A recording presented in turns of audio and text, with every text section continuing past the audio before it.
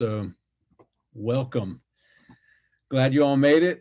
Tonight we are going to introduce our teachers for next year, as well as we thought so many of you all are on Zoom so often. We're going to combine the state of the school with our move up presentation. And most of you have been here long enough that you probably have the state of the school memorized. We always start out with our vision and mission. Your kids are the vision. They are the ones that embody confident, courageous, and compassionate leaders. And that leadership is not just those who stand at the front of the bow, but they're the ones who learn that their differences and the things that they are good at makes them leaders. So as a K through 8 or preschool through 8 school, we really focus on what makes us different and sort of highlight that. And Nan's going to go into a little bit about that. And that includes in having to respect the diversity that's in the classroom, and all of that's grounded in faith. Our teachers are our mission, and they are the ones that inspire learning. They're the ones that nurture growth. This year, we might add one more part to our mission. They're the ones on the front line, making sure that your kids are able to have that social emotional interaction in the classroom. And then embracing our Episcopal values. Anyone who's been to an Episcopal school know that the 2 blue circles embody that. Episcopal schools are all about inclusivity, diversity, focus on community. Here at St. Benedict's is a small community. Love is a big part of everything that we do. It's why we're at St. Benedict's. Respecting each other and having that grounded in faith allows us at St. Benedict's to be a little bit different in our collaborative learning environment. Teachers working together, especially this 4th grade team. I don't know that isolation is the right word, but they are able to be together, share ideas, and that bleeds right into the student body, and them collaborating in their own learning is what makes academic excellence. So as we look at this, Anne, just share a little bit about why we are not going to be a high school and why being a preschool through 8th grade is such an important part of who we are. It's such an important model for us to embrace and to share and to help you understand why that high school may not be in at least the near future. But the benefit of a school that goes through 8th grade is that we're not always just looking at what's coming in 4th grade. We're looking at what they need in 6th grade, 7th grade, 8th grade, and getting them ready for high school and getting them ready for that point where they are going to spend those last 4 years and really find an environment that meets their developmental needs and meets a place that's suited to their strengths, and finding a place that supports where they need support, and finding a place where they can grow into the young adults that are going to be leaving sooner than you're probably ready for to go off to college. And I think this is one of those things that I became very passionate about. I think as my daughter, the oldest of my 2, started preparing for high school, I think I realized the strength that this model has. And so I feel like I'm in a very unique position to be able to share it with you. So I think when she was going through, I always knew that being in middle school, giving her leadership opportunities, giving her a place to stand out, giving her a place to fit in, a safe place to not fall between cracks, was a very important part of her development, especially during a time when 5th, 6th, 7th, and 8th graders don't always feel so warm and fuzzy about themselves. But I don't think I realized the extent to how much this model played into what was going to come down the line. So for her, we visited all kinds of schools when she was going into 9th grade. Some of you may know that these schools expand by 1 class for 9th grade. So it's a perfect transition opportunity to get them ready for high school. And some of the places we applied her to when she was in kindergarten, we visited as a rising high school student. And those were the schools she didn't feel the safest in, the best in, they were not the right fits for her. And she ended up finding a school that she felt like was more attuned to where she had found her compass to be through the leadership and opportunities she had been given as a middle school student.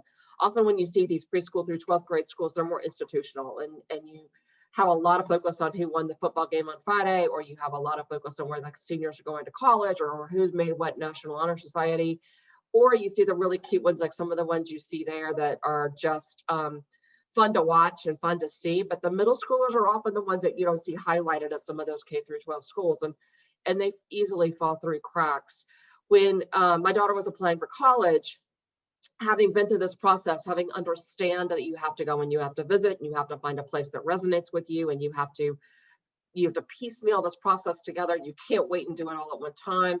You need to prepare for standardized tests, and then you need to be able to visit campuses, and then you need to write some essays, and you need to make sure that your grades really do count at certain points. All of this was very real to her as she was applying to colleges, and many of her peers were freezing up during this experience and really having a hard time figuring out what next steps were. And the transition to high school was very fresh and still very real for her, and really helped her through that college process. And I think as we start thinking about how your children are going to go in that transition year of fourth grade before we go into middle school, it's important that you know the outplacement process is a very robust process with us. This is something I feel really passionate about, is helping families and children find the place that they're supposed to be. And I've fortunately, with Angela coming in, I've been able to focus a lot of my attention this year on doing a lot more outplacement efforts. And these are some of the schools that our children have applied to, that they have been accepted at, that they are attending, that they are becoming leaders in. The one that you might not know is the Cobb Academic Division that's there in the center. Cobb Academic Division represents the network of 7 magnet programs within Cobb County that you could apply to that are free. Many of us probably are zoned for Campbell High School, and Campbell IB is the most well-known of those magnet opportunities. But there's also magnet opportunities at North Cobb and South Cobb and Wheeler and Kennesaw Mountain and Pebblebrook. And there are great opportunities for children to go in and find a passion for a specific discipline.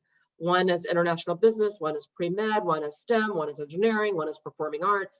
Campbell IB is an international baccalaureate, very challenging, academically rigorous programs. We help you get into this. We've got great relationships with all of these schools, and the outplacement process really does work. And your children can find a school that reflects themselves as they turn into who they are, and they begin to develop into the young adults that they're prepared to be. So that's something that I think is really important for us to continue to educate our own parents about, and parents in our community about, is this model of not having a high school is not a detriment. It's a very much of a strength. So moving into our strategic plan, you all have seen the 8 objectives that we have laid out since 2018. I'm going to run through those pretty quickly so you can get to your classroom teachers next year. The first thing is understanding what marketing is about. We have put some emphasis on that. Nicole Preem has done an incredible job. And I think she would agree with me. Marketing is not just pretty pictures and good fonts and a good social media presence. It's really about the children that are sitting next to your children in the classroom, the families that you interact with on a daily basis, whether it's at the ball field or around the barbecue pit or at the swim pool. Those are the kind of families and the kind of children that we want to attract to St. Benedict's, and having a common language as you look through these different bullet points. This is what we've been focusing on, is being able to share word of mouth about who St. Benedict's is in a way that is aligned with the kids that are in the classroom, and attracting more children like that. Being in Smyrna, the diversity that we attract, 40% minority in Smyrna, we reflect that in our student body. So enrollment has begun. So if you know anybody who is looking for a good plan for next year, a clear path on how we're going to stay open, we are here. Being 2 working families, financial aid, 2 working families in a household. Our financial aid is open. It's ending very soon, so please apply for that. And if you have not seen a yard sign out at Carpool, ask us for one. They're just inside the door, so we can run and get you one. This is something you can put in the yard. Imagine a school that champions childhood. We'd love for those to be all over the neighborhoods in Smyrna. If your HOA doesn't allow that, Facebook is a good place to do that. Next door, you can talk to friends around, again, the neighborhood with your masks on and socially distancing, of course, and just let people know what we're about. Summer school is summer school. It's not summer school, it's summer camps. It's a lot of fun. We have aligned our summer programs with our curriculum. So if you are interested in these, we went from last night, I think 130 had already applied. I think we're up to 170 today. And the process just started yesterday. So get online, make sure you reserve your place for summer camps. As you know, holidays next year have been a big part. Again, 2 working families in a household, it makes it tough when we break for holidays. We're offering childcare for that too throughout the year. Fundraising, you all love this, don't you? The Acorn Fund, you all know, is slowly coming to an end. But what you hopefully have heard over and over again is that your tuition dollars don't pay for everything on campus. 3 to 4% of everything that is special, that is extra, our professional development for our teachers, the technology that we're able to put in the classroom, integrating our Spanish program, all the other programs that you see that just add that little extra. That's because of your generosity. And this next slide sort of shows a grid of what that's about. And I hope you pay really close attention to 80+% parent participation. That is huge. What that does is it tells a story that we are all in. St. Benedict's is doing everything we can. Again, 2 working families in a household. We're doing what we can. It tells corporations, outside funders, and foundations that with their help, we can do the extra mile. And I'll tell you a little bit about how that story has produced something incredible for us.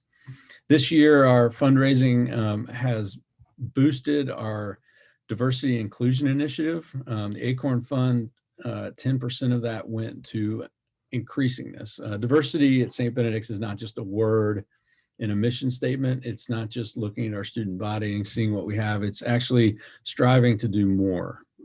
We're in the middle of a pandemic.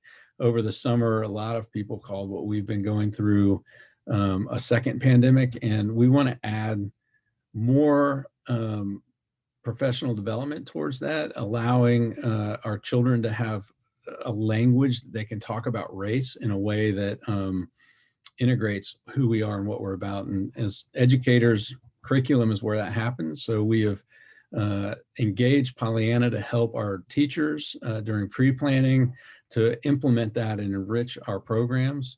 We're also going to take an inventory of sort of a spectrum of where we are from being as accepting as we can, and then having that group give us some tools to work towards that goal. You've heard the word STEAM. That's one of our objectives that we have promised that we will deliver.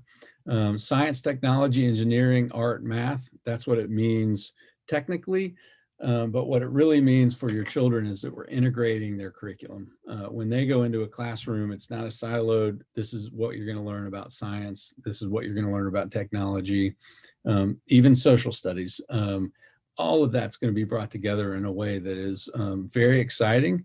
And because of your generosity of the Acorn Fund, and because of the story that we've told the outside community, a foundation has found us a good fit for $500,000 towards the STEM program. So we're delivering that over 3 years. And the next slide will show you sort of the deliverables on that, beginning with hiring someone who can lead that, giving them an assistant, who will probably be somebody from on campus, who has been a part of STEAM for a very long time, and then giving us the space and the tools and all the things that we need to bring that from the preschool all the way through 8th grade. Can't tell you how excited we are, and really thank you for making this happen, because your generosity and your participation in the Acorn Fund sends that message that allowed this to happen. Your kids will benefit tremendously from this.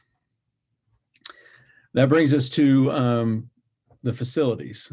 A lot of my friends, head of schools across Atlanta, have said we've put everything on our strategic plan on hold. Because of COVID, we saw opportunity, crisis, opportunity come together, and it equals for us the Hive, which equals for you the new home for your fourth grade students. If you look at us from a bird eye view, number one is the main campus where you all drive on every day. Number two, if you already have a fourth grader, you drive onto that campus next year, you'll be on campus number two. Campus number three is our 5th through 8th grade campus. If you look north or at the top of this picture, that was the land that we had been talking about last year, 4.2 acres. Because of everything that happened, being able to focus on where we are, we've kind of slid into a plan B. We haven't given up on plan A, but I want to show you all a little bit about plan B. If we end up on the main campus and we end up with the Hive and the land underneath it, you'll see the light blue picture is our main campus. The pink is what will be the middle school. We looked at that other property as the middle school. We also engaged the architect to plan for plan B. So the same exact drawings for another campus can fit on our main campus. That includes a 5th through 8th grade, 3 sections for each grade, a STEM room, and an auditorium / cafeteria, which will house about 12 more classrooms. We don't expect the middle school to grow into those 3 sections overnight. To build this and then to move into it, we'll still have room for specials. That's phase 3. Phase 4 will be the yellow. If we have to have specials out of there, we've got classroom space. We will raise money for phase 4. And then phase 5 is sort of the holy grail that everyone that has been interviewed when we first engaged our architect for a master plan, we need a gymnasium. And so this is phase 5. And this is sort of how it looks in a timeline.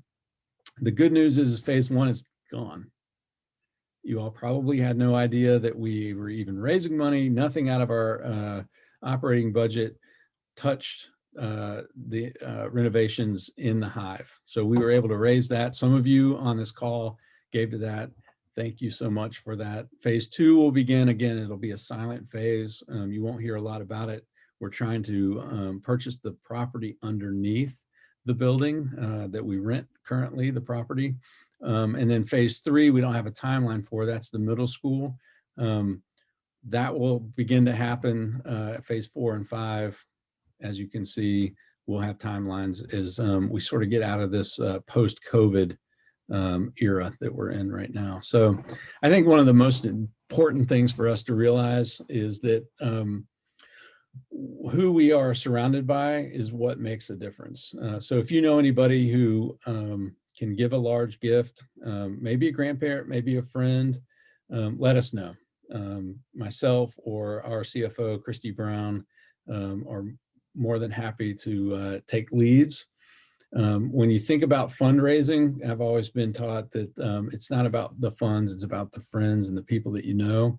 So if you would like to host a circle of friends on Zoom, or once this all ends, around a fire with an adult beverage, I'd be more than happy to talk to them about what St. Benedict's has done for our community in Smyrna. Having a choice like St. Benedict's in education is huge. It helps all kinds of aspects in a community, and having the mayor at our school, I think he agrees. So please let us know if you know anybody who would like to hear more about St. Benedict's. And the final objective that we try to drive home is that what happens in our 4 walls, it doesn't need a river to run through it. It doesn't need a lot of fields. It doesn't need a whole lot of beautiful things.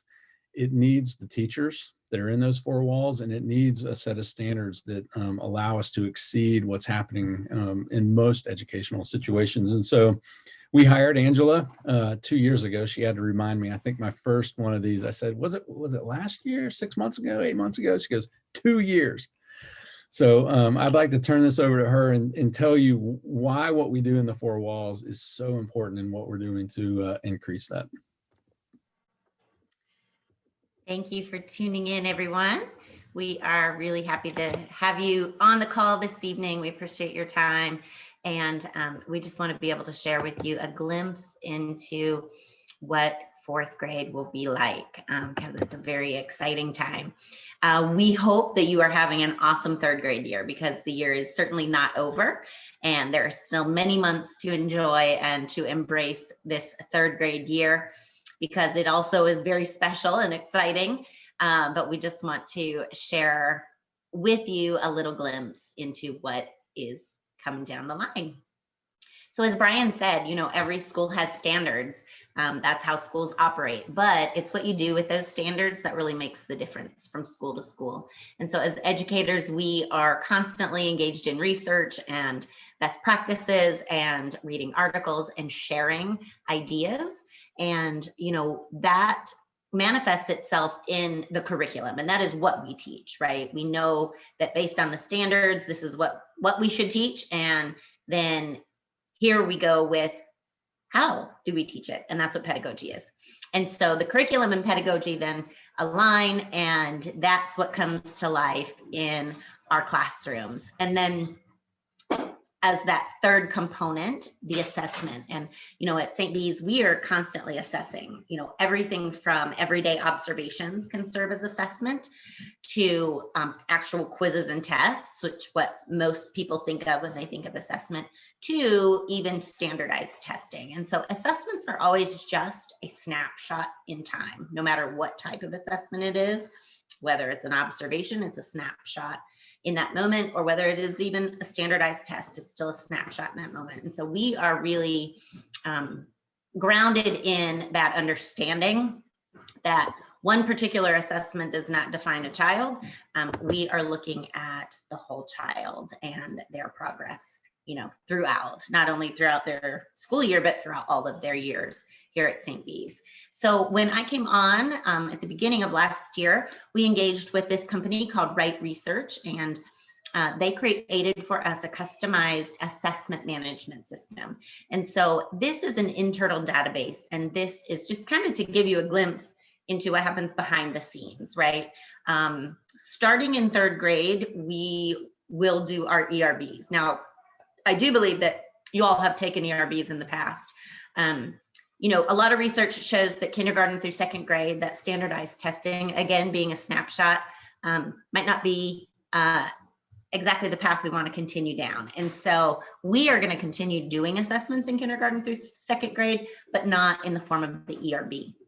Your students in third grade will take the ERB this spring in April, and then will continue throughout their 8th grade year. And so this particular management system allows us to kind of manipulate that data and see trends and make decisions, maybe based off of that data with curriculum or even assessments. So about a year ago, as we were thinking through what our 2020 priorities were, not knowing necessarily the curveballs that were ahead for us, we had some key goals. And, one of those goals was to expand our 5th grade. So it was the first opportunity to expand 5th grade to 3 classes. And in doing so, as they moved to South Campus, we really wanted to emphasize the school culture and the middle school culture from 5th through 8th grade. So officially lower school as of this year is kindergarten through 4th grade, and then middle school is 5th through 8th. So your students are entering next year their last year of lower school. And I think what's really cool is that they have their own building, and they do really feel like they are leaders on the lower school campus. As Brian mentioned, our STEAM program has been in development for several years. And, at the start of last year, we were not aware that we would be recipients of the Goizueta grant, but we knew we were going to be continuing to try. And so we are really excited about the opportunities and resources that is going to provide for not only our teachers, but certainly our students, and then the experiences that are going to come to life from that. And again, always a priority is faculty retention. and continued professional growth. So we are always looking for ways to grow in our own profession. And I mentioned earlier, we're constantly sharing ideas. That's that collaborative environment. We have all engaged in a lot of professional growth in this last year, certainly in the form of technology. And your students being in third grade have really embraced those iPads and all that they have to offer. And the exciting part is they'll get a Chromebook next year. So we're going to talk about that here in a few minutes. But we to welcome you to fourth grade. Some of you may be thinking, yep, we're ready. Some of you may be thinking, no, I want to keep them in third grade forever. But I promise you, it is a very, very exciting time. Not only do they get their own building, this is the Hive, but just as exciting as their own building, or even more exciting as the building, are the amazing teachers in the building. And so this year's fourth grade team is Miss Ballantyne, Miss Freeman, Miss Muller, Miss Parker, Miss Sims, and Miss Seymour. And this year, Miss Freeman, some of you all know her because we've been able to share her with the third grade. So she's been our third and fourth grade remote teacher. And so we have several of our teachers on the call tonight with us, and they are going to share with you some of the curriculum slides and just share with you what happens inside that Hive every day. So I will turn it over to whoever would like to begin. I guess I'll begin. Hi, everybody. I know most of you. Yes, the Hive is amazing and it's so much fun and your kids are going to love being here. Responsive classroom. So we start every day with a morning meeting, which they also do in third grade. And generally we greet each other, say good morning, answer some sort of a question, whether it's academic or what's your favorite ice cream, just sharing things to, bond us together. And then we play some sort of a game just to have fun and get the day going, and then talk about anything that's going to be covered or any changes that are going on or when they need to wear their PE uniforms, which is so important to them in fourth grade. And we say the pledge and talk about our mindfulness word and get our day started. Similar to third grade, we use classroom economy to reinforce good behavior, teach them responsibility and organizational skills, and encourage them to continue to be kind to one another. It says Bankaroo bucks here. We actually don't use Bankaroo anymore, but we, when we can, again, they all have a little wallet and they earn money for things like turning things in on time, keeping track of their supplies, being kind to others, raising their hands to speak, taking care of our classroom. They can also lose money for different things like losing supplies, which happens more than you'd think, keeping up with their agenda or forgetting to bring something in, calling out too many times. Generally, though, our classes don't lose a whole lot of money. They're such a good group of kids. And, oh, hi, the cleaning crew is here. So I'm gonna put my mask on. So once a month, we have our class store. And in fourth grade, we generally, they can shop for, intangible things like, extra Chromebook time, or intangible meaning like we don't have a classroom store where they buy objects, wearing crazy socks to school, hat day, bringing a stuffed animal to school, getting to chew gum in class as long as they don't have any braces or anything. So we're just constantly encouraging them, as well as teaching them the skills that they need to move on to fifth grade. And I want to just interject here for a moment, Ms. Muller, just from being a fourth grade parent. The Bankaroo Bucks was something that we tried at the beginning of the year because we were realizing, just the exchange of money. And naturally, we've all gone very digital in all of our payment methods.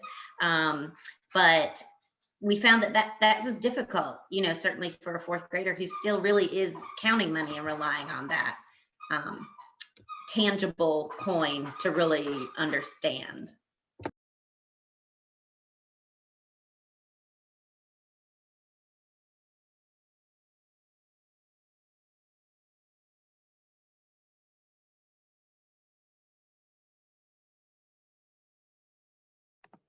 There, helps if I mute myself. I am Miss Seymour, and yes, we actually do love math. Some of our topics go back and review what was introduced in third grade, and then we extend that knowledge and help them master those concepts. We do a balance. We have the Savas website where the kids we have digital videos we can show, and the kids can see video lessons, but then we also complement that with involving them in the lesson. We're talking about problems, they're giving suggestions and answers, distancing, someone might come up and write how they solve the problem on the board. So it's a great combination of still hands-on math, pencil and paper writing, but also the digital world, which they love. So our extra practice, for example, is quite often their additional buddy practice, it's called, where they can go on their Chromebooks, which they love, and do their extra practice after we've worked through a lesson together. Let's see. And we're still, just like in third grade, we are doing our timed multiplication and division math fact practice, because that fluency or that speed is really, really important in fourth grade. So continue practicing those math facts.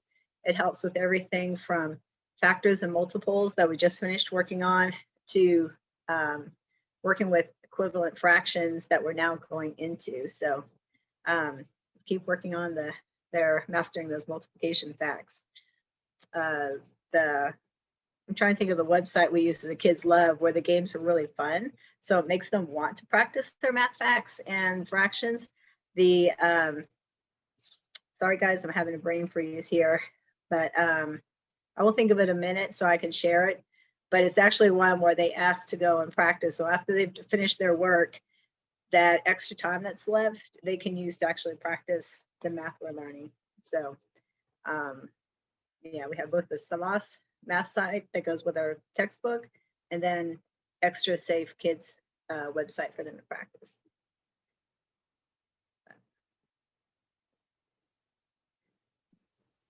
Me again.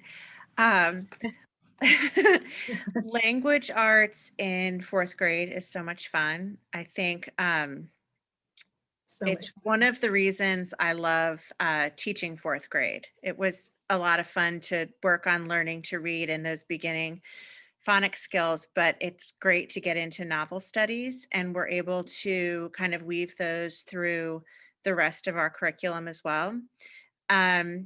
So we read a combination of fiction, realistic fiction, historical fiction, and nonfiction. We do a combination of independent reading together aloud, and the teachers reading to the students, just because all different learners need to hear or read the text in a different way in order to comprehend and understand all of the important parts of reading. So the summer reading is Tales of a Fourth Grade Nothing, which I remember reading when I was growing up. It's a lot of fun. Because of Winn-Dixie, another great book. The Witches is awesome because we can read it in different accents and voices, which I always love. And also the movie came out on HBO Max. We're finishing up the Lemonade War right now. As we transition into the second half of the year, we do have them do a lot more of independent reading and working with less hand-holding so that they can, again, get ready for fifth grade. We will move into some historical fiction soon, as we move through our unit on the Revolutionary War, and then later on go into westward expansion. So we still use Shirley English for grammar. And I mean, I wish we had a third grade teacher on here, but they do such a well, second and third grade does such a fantastic job teaching them these Shirley skills that by the time they get to us, they really seem to have it down pat. So it's a lot of repetition and practice in these skills for most of fourth grade, but we do get into some new things later in the spring. We continue with spelling using the Wilson spelling scope and sequence. And just like in first, second, and third, we give them the spelling rule and practice words that follow that rule so that they can recognize them and use them in their own writing. We also give them the sight words to memorize, the ones that can't follow a rule. But we do leave a lot of the practicing and studying up to them for homework. When they move into fifth grade, they move away from spelling tests and into more looking at the Greek and Latin of the meanings of words so that they can break them down as they get into middle school and they find more difficult words in their science and social studies. For writing, we do persuasive essays, journaling, expository writing, letters, biographies, poetry. Writing, again, is kind of woven into all of our subjects, and they start off getting a rubric so they know, how to get exactly what we're looking for. And we do a lot of modeling of it with them, but again, continuing to reinforce and practice those important writing skills as they move into the fifth grade and middle school.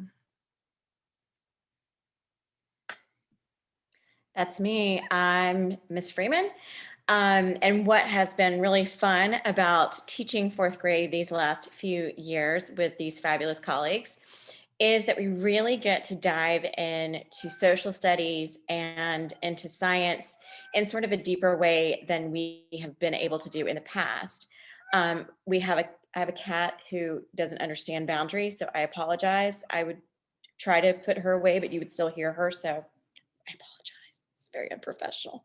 Okay, she's my co-teacher during the day with my remote kids, so she's kind of like our mascot. Okay, anyway, back to social studies.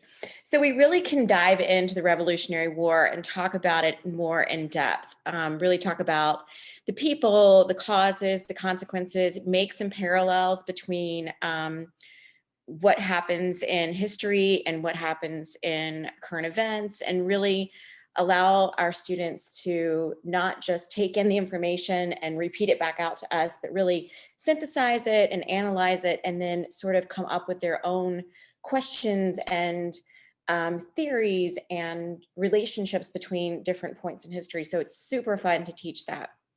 And as Ms. Muller said, now she's got to make an appearance. As Ms. Muller said, we do a lot of things that are cross-curricular. So for instance, in social studies, we weave in a lot of writing. So they write a biography of a Revolutionary War important person, which is just a fantastic experience. They get to do some research on their Chromebooks, which we have a lot of oversight with, but it's sort of the first time that I think they have been a little bit free to really explore some subjects that are interesting and important to them. And the classroom discussions are just phenomenal. We usually end up being the people who speak the least, which is what you want in a classroom. And then we move into, we do states and capitals because we've got to figure out our geography. I mean, I realize that we're all using GPS, but we should still know where Montana is, and some other things that are important about our own country. So we do that first, then the Revolutionary War, and then Western movement.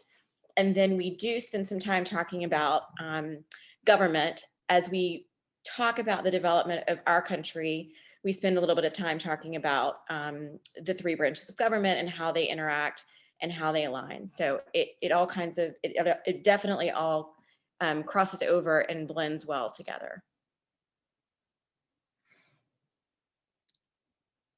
And then in science, they love science because we talk about space and the planets. And it is, it's been a lot of fun to show them things that happened so early on in the space exploration, where now we're landing rockets on, ships out in the ocean. It's fascinating to take them through that process of what space travel was when it first started in the 60s and now up to now, and they get a kick out of it.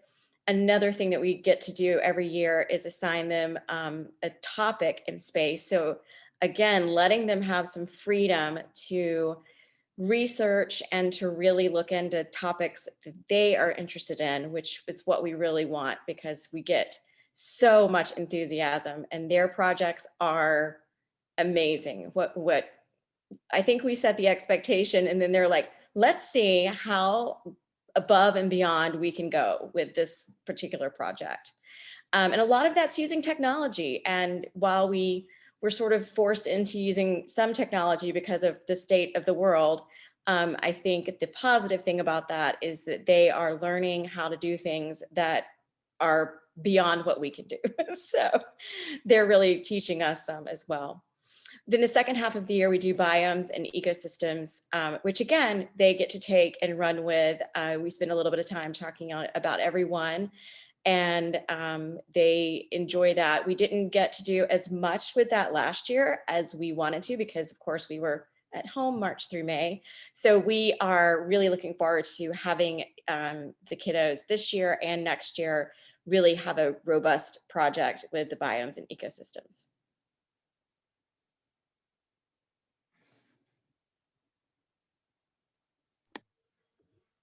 Thank you. So our teachers will be on at the end as well. So if you have any specific questions about curriculum, or if you want them to dive a little deeper into anything, they are happy to answer questions. So in fourth grade, our teacher is Senora Garcia, and we have several Spanish teachers at our lower school level. And this year, Senora Garcia is teaching second grade and fourth grade, and then Senora Castaneda is teaching first and third.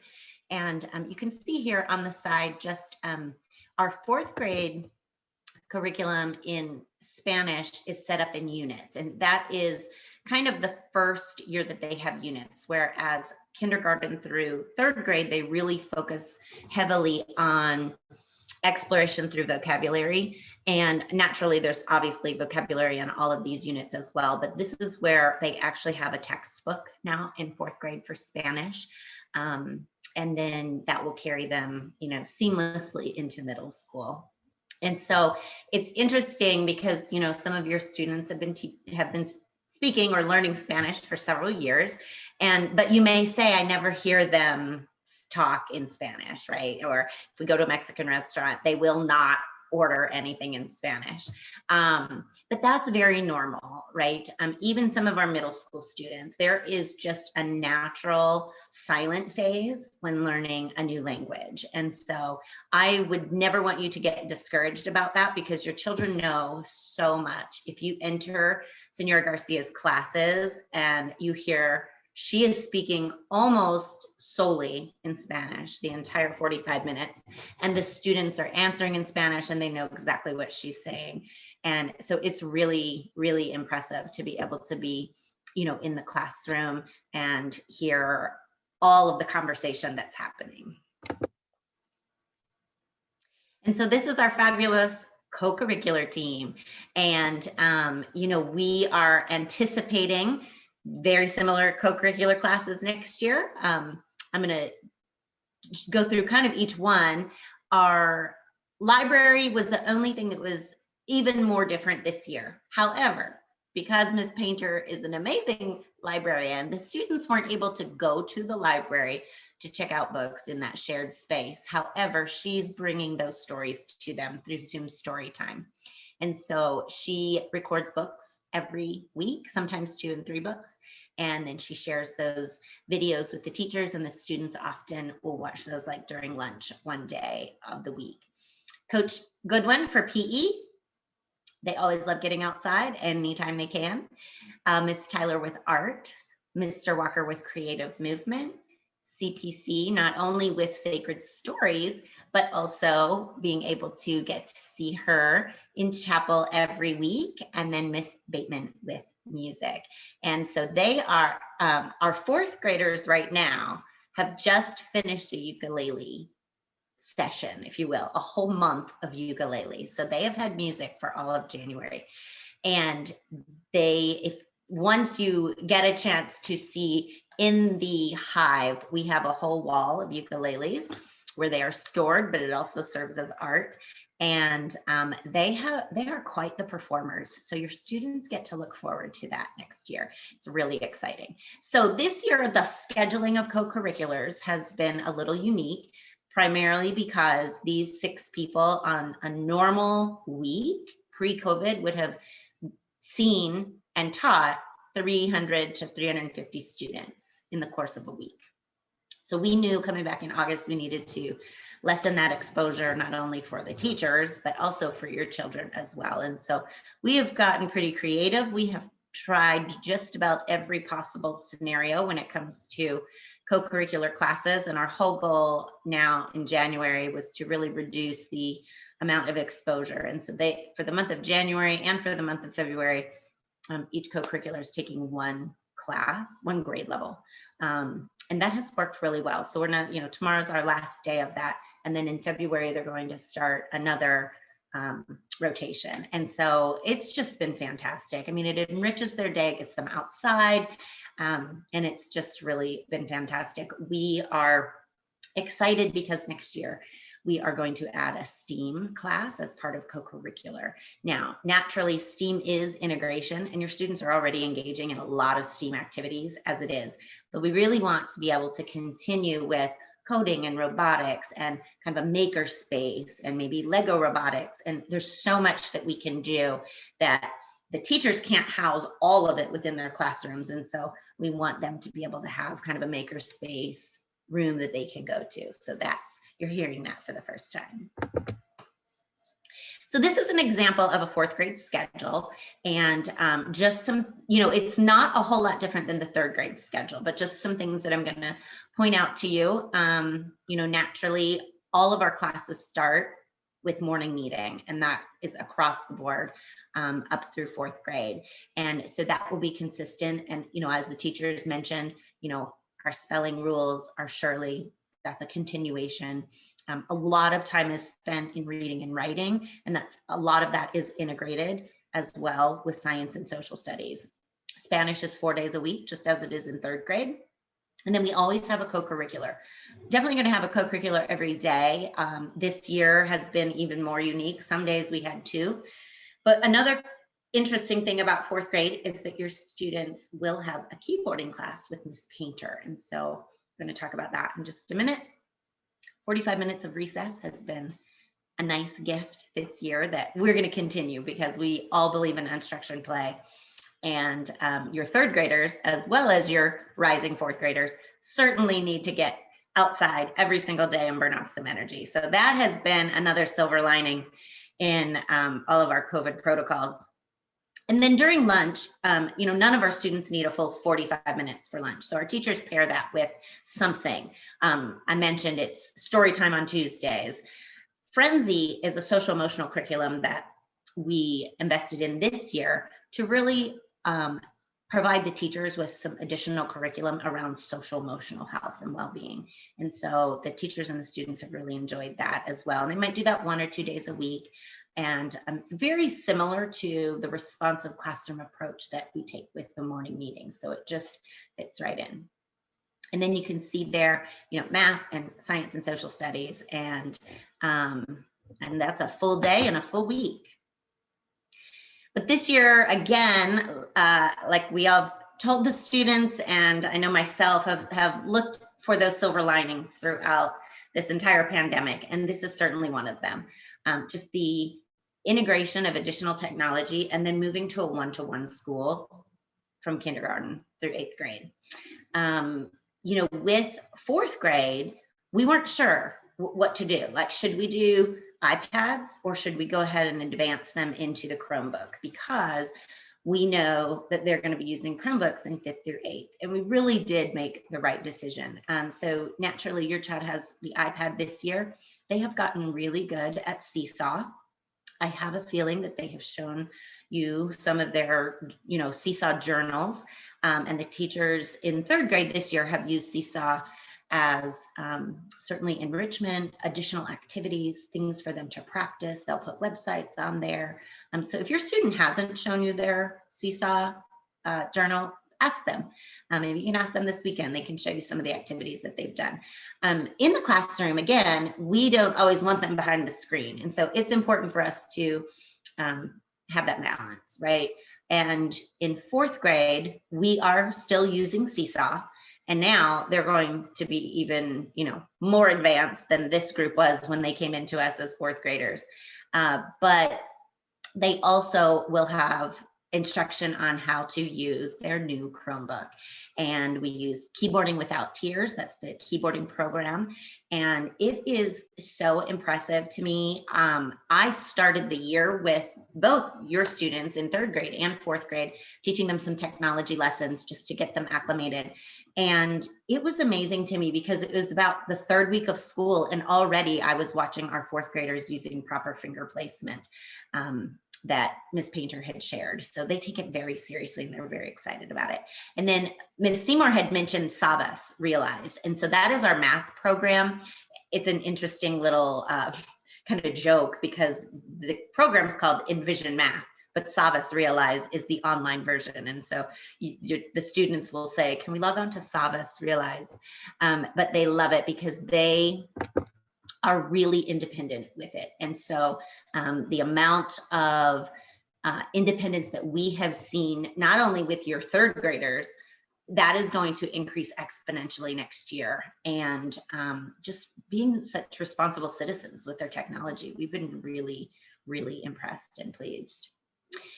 So one thing that we are hoping to bring back next year is our B-Buddy program. And so some of you would remember this from last year, and your children were 2nd graders. So when they were in 2nd grade, they were mentored by our 6th graders. So next year as 4th graders, they actually get to be the oldest. And so they would travel over to main campus to mentor our preschool friends. So, excuse me, that is our hope. We hope to bring that back. Class of 2026. Can you believe it?